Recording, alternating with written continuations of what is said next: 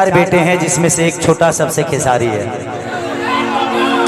और आप लोग के लिए मैं नया नहीं हूँ। इस घर में कथा भी होता है तो मेरा ही होता है, अगर इस घर में मुंडन भी होता है तो मेरा ही फंक्शन होता है। तो मैं यहाँ अपने घर में गा रहा हूँ आज, और इस घर में इतनी प्यार मुझे मिलती है, और इस घर से ही नहीं बल्कि मुझे इस पूरे एरिया में जितने लोग हैं, मैं जब भी आता हूँ तो आप लोग अपना प्यार और आशीर्वाद ऐसे लुटाते हैं कि मैं हमेशा गदगद होके जाता हूँ। आइए भाई भाई से जल्दी जल्दी एक दो गा दिया कैसे भी भाई कि माँ के ज्योति से नूर मिलता है, सभी के दिलों को सरूर मिलता है, कि माँ के दरबार में जो जाए खाली हाथ उसे कुछ ना कुछ जरूर मिलता है।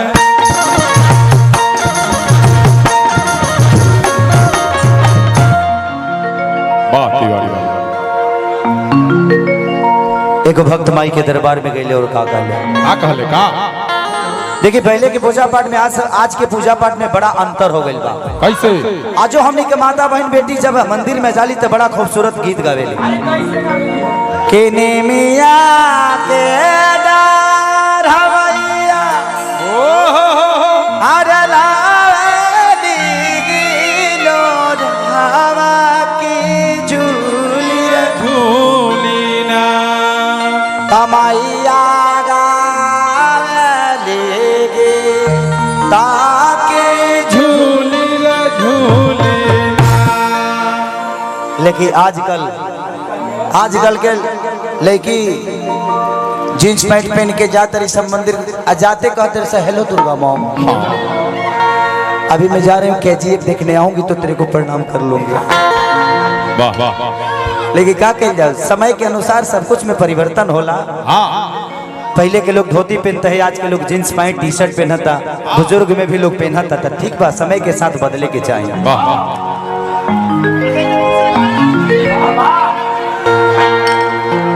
आई माई के दरबार में भक्त गए और का कहलस कैसे कैसे कि पनवा से पातरी फूनवा से नाच। आप लोग बाबू बैठ जा, बेटा बैठ जा।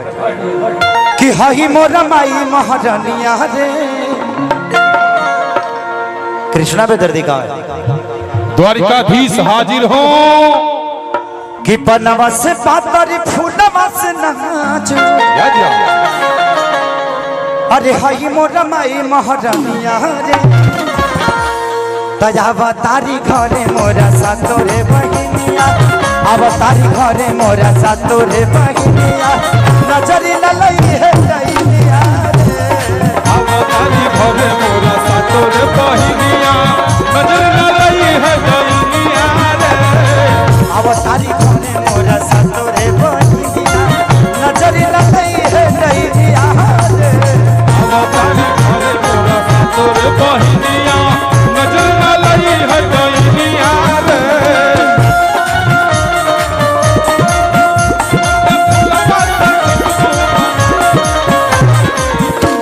कि ये हो धन दिया छछला पागल कइले दुनिया छछला पागल दुनिया पागल कइले बा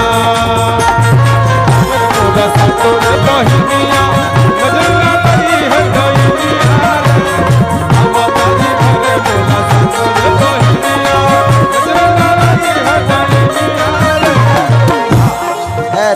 रोका लो नहीं यार, रोका लो, तरलो के बजावला से जिया भाव।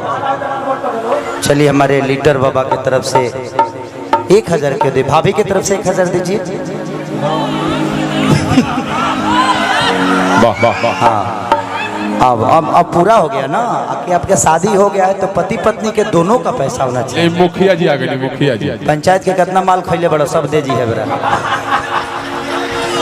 चलिए हमारे लीडर भैया की तरफ से पुरस्कार, हमारी नेहा भाभी की तरफ से पुरस्कार।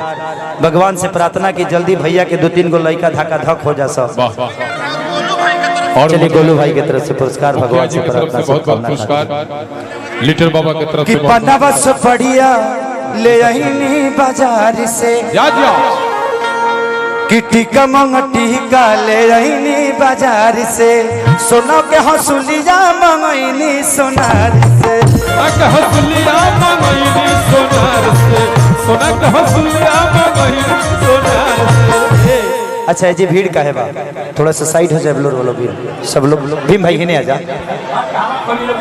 भीम भाई के कुर्सी उर्सी दे दलो ने बैठा दलो सब लोग अपन बाबे ऐसे जे स्टेज इतना ऐसा नहीं खे जे लोहा के बनल बा मेरे भाई वो डोरीगंज था जो अतिथि मंच पे आए थे ये रिविलगंज है यहाँ पे अतिथि मंच पे आए हैं। हाँ नहीं ठीक है अपना परिवार है सबका स्वागत है हम किसी को अनादर नहीं कर रहे बट उस अनादर में ऐसा ना हो कि किसी का नुकसान हो जाए। हाँ आप लोग शांति से बैठिए ये भी इंसान है ये लोग भी ऊपर आ सकते हैं कि नहीं है?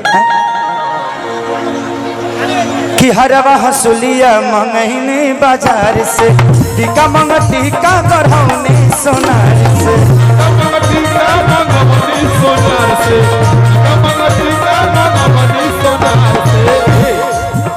नवमी में 9 दिन माई को हरैनी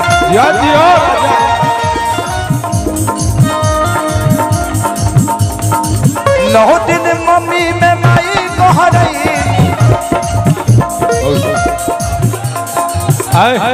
बंद कर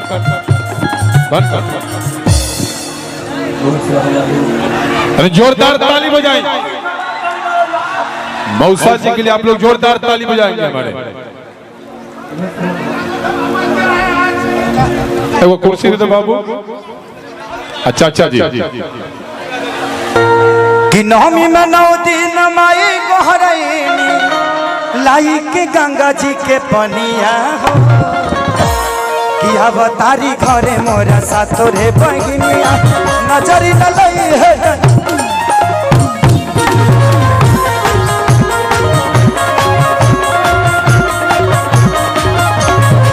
अवतारी घरे मोरा साथो रे बहिनिया नजरी न लई है बहिनिया रे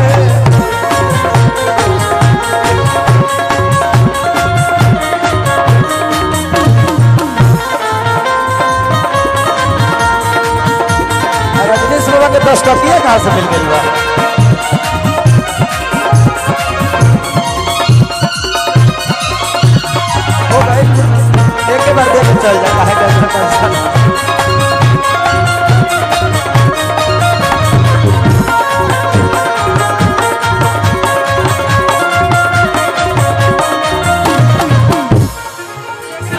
चलिए भाई की तरफ से पुरस्कार आशीर्वाद वर्ग में स्वीकार कि मेरे छोटे भाई धीरज की आज एक नई जिंदगी शुरू हो रही है वो भाई के आशीर्वाद के देवे के लायक तो नहीं ऐसे जे एक ब्राह्मण के आशीर्वाद हम नहीं दे सकत भाई भाई भाई अच्छा मुन्ना सिंह मुखिया शाहजीतपुर मेरे बड़े भाई की तरफ से बहुत पुरस्कार भगवान से प्राप्त लेकिन उस मेरे भाई की और उस मेरे बहू की लंबी उम्र की दुआ कर सकता हूँ कैसे ही हम सब परिवारों का आप सबका प्यार दुलार हमेशा हम सब पे बना रहे ताकि अभी तो हमारी भाभी इस क्षेत्र की मुखिया है आप लोग का प्यार आशीर्वाद मिले ताकि इस क्षेत्र की विधायक बन जाए मेरी शुभकामना यही है ताकि हम सबका जीवन सेवा करने के लिए ही बना है तो हम कोशिश करते हैं कि चाहे जिस विधा में हो एक भाई पंचायत संभालता है तो एक भाई इंडस्ट्री को संभालता है आप सबके प्यार के लिए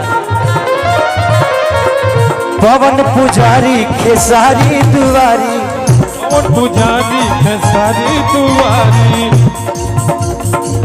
कृष्ण पदाया कद हे महतारी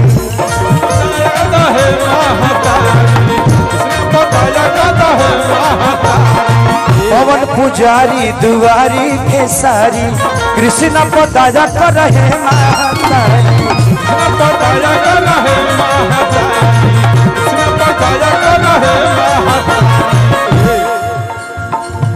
कि अखिलेश कश्यप पूजे चरनिया अखिलेश कश्यप पूजे चरनिया दे दो आशीर्वाद महतरिया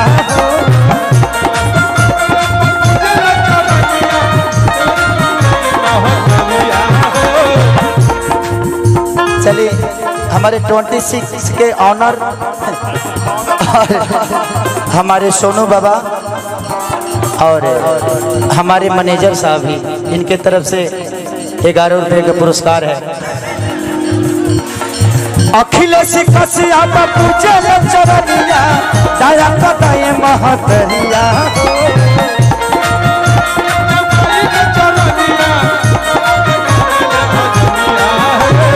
अवतारी घरे मोर सतुर बहिन नजरी लई है डरिया अवतारी घरे मोरा सतुर बहिनिया नजर न लई है डरिया रे। अवतारी घरे मोर। चलिए मनीष भाई और हमारे घर के एक सदस्य की तरह हमारे भीम भाई जो कि हमारे क्षेत्र के जिला पार्षद भी हैं, बहुत पुरस्कार और आशीर्वाद भगवान से प्रार्थना। चलिए हमारे मनीर भाई की तरफ से पुरस्कार भगवान से प्रार्थना।